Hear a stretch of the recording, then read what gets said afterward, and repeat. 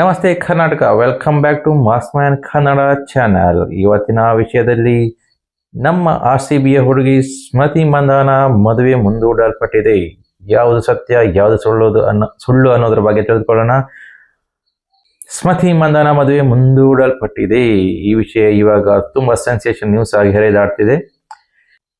ಅವರ ತಂದೆಯ ಅನಾರೋಗ್ಯದ ಕಾರಣದಿಂದಾಗಿ ಮದುವೆ ಮುಂದೂಡಲ್ಪಟ್ಟಿದೆ ಎನ್ನುವ ಸಂಗತಿಗಳು ಹೊರ ಬರ್ತಾ ಇದೆ. ಅದು ಬಿಟ್ಟರೆ ಇನ್ನೊಂದು ವಿಷಯ ಏನಂದ್ರೆ ಅದು ರೂಮರ್ಸ್ಗಳಾಗಿದೆ. ಅದು ಸತ್ಯನೋ ಸುಳ್ಳೋ ಅನ್ನೋದ್ರ ಬಗ್ಗೆ ಇನ್ನೂ ಗೊತ್ತಿಲ್ಲ. ಪಾಲಾಶ್ ಮುಚ್ಚಲ್ ಸ್ಮೃತಿ ಮಂದನ ಅವರ ಭಾವಿ ಪತಿ ಅವರಿಂದ ಸ್ಮೃತಿ ಮಂದನಾಗೆ ಮೋಸ ಆಗಿದೆ ಎನ್ನುವುದು ಇವಾಗ ಸೋಷಿಯಲ್ ಮೀಡಿಯಾದಲ್ಲಿ ಟ್ರೆಂಡ್ನಲ್ಲಿರುವಂಥ ವಿಷಯವಾಗಿದೆ. ಹೌದು, ನಮ್ಮ ಬಾಲಿವುಡ್ನ ಸಂಗೀತ ನಿರ್ದೇಶಕರಾದಂಥ ಪಾಲಾಶ್ ಮುಚ್ಚಲ್ ಅವರು ನಮ್ಮ ಸ್ಮೃತಿ ಮಂದನ ಅವರನ್ನು ಮದುವೆ ಆಗಬೇಕಿತ್ತು. ಕಾರಣಾಂತರಗಳಿಂದ ಮದುವೆ ಮುಂದೂಡಲ್ಪಟ್ಟಿದೆ. ಆದರೆ ಸೋಷಿಯಲ್ ಮೀಡಿಯಾದಲ್ಲಿ ಕೆಲವೊಂದು ರೂಮರ್ಸ್ಗಳು ಹರಿದಾಡ್ತಿದ್ದೇವೆ. ಅವರು ಏನೋ ಕೋರಿಯೋಗ್ರಾಫರ್ ಜೊತೆ ರೆಡ್ ಆಗಿ ಸಿಕ್ಕಿ ಬಿದ್ದಿದ್ದಾರೆ ಅನ್ನೋ ಒಂದು ವಿಷಯ ಇರ್ಬೋದು, ಅಥವಾ ಅವರ ಎಕ್ಸ್ ಗರ್ಲ್ಫ್ರೆಂಡ್ ಜೊತೆ ನಡೆದಂಥ ಸಂಭಾಷಣೆಗಳು ಲೀಕ್ ಆಗಿರುವಂಥದ್ದು ಮದುವೆ ಮುಂಚಿನ ದಿನ.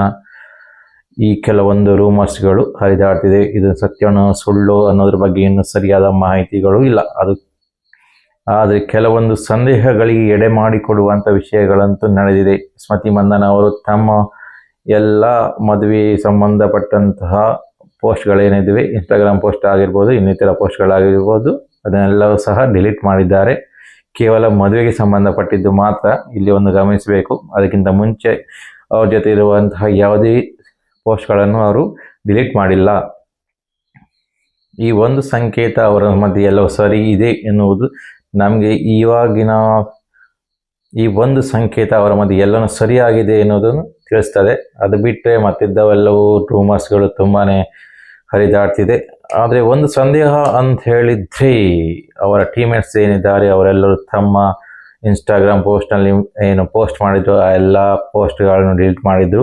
ಅದಲ್ಲದೆ ರಾಧಾ ಯಾದವ್ ಅವರು ಏನಿದ್ದಾರೆ ಪಾಲಾಶ್ ಮುಚ್ಚಲ್ ಅವರನ್ನು ಅನ್ಫಾಲೋ ಮಾಡಿದ್ದಾರೆ.